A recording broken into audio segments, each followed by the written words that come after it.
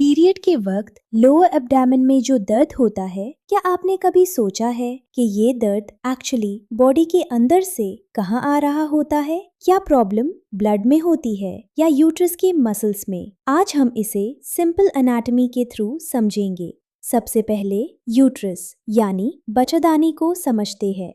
Uterus एक muscular organ है जो पेल्विस के अंदर ब्लैडर और रेक्टम के दरमियान लोकेटेड होता है। इसकी वॉल की डिफरेंट लेयर्स होती है। सबसे इम्पॉर्टेंट लेयर्स में से एक है मायोमीट्रियम यानी यूट्रस की मस्कुलर लेयर, और अंदर की लाइनिंग को एंडोमीट्रियम कहते हैं।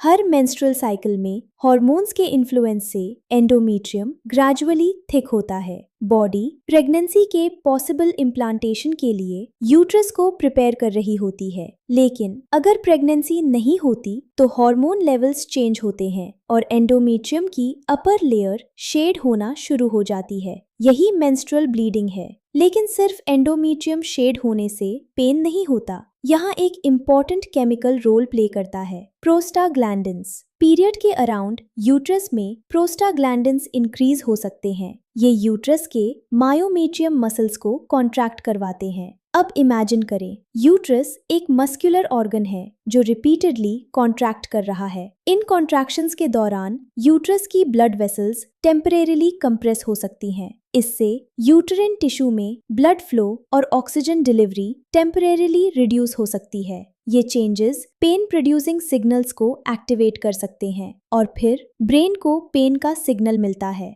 इसी को हम पीरियड क्रैम्प्स या डिस्मेनोरिया कहते हैं। अब एक इंटरेस्टिंग क्वेश्चन, अगर पेन यूट्रस में है तो लोअर बैक में क्यों फील होता है? यूट्रस और पेल्विक रीजन से आने वाले सेंसरी सिग्नल्स स्पाइनल कॉर्ड के स्पेसिफिक सेगमेंट्स तक ट्रैवल करते हैं। ब्रेन कभी कभी इन सिग्नल्स को नियर बाय एरियाज से एसोसिएटेड पेन के तौर पर परसीव करता है। इसी फिनोमिनॉन को रेफर्ड पेन कहा जाता है। इसलिए कुछ विमेन को पीरियड के वक्त लोअर एब्डामन के साथ लोअर बैक, पेल्विस और थाइज में भी डिस्कम्फर्ट या पेन फील हो सकता है। अब इम्पॉर्टेंट पॉइंट, हर वुमन का पीरियड पेन सेम नहीं होता। किसी को सिर्फ माइल्ड क्रैम्प्स होते हैं, किसी को मॉडरेट पेन होता है और किसी को इतना सीवियर पेन होता है कि डेली एक्टिविटीज भी डिफिकल्ट हो जाती हैं। इस डिफरेंस में prostaglandin activity, individual pain sensitivity और दूसरे बायोलॉजिकल फैक्टर्स रोल प्ले कर सकते हैं। लेकिन अगर पेन बहुत सीवियर हो, हर मंथ प्रोग्रेसिवली इंक्रीज हो,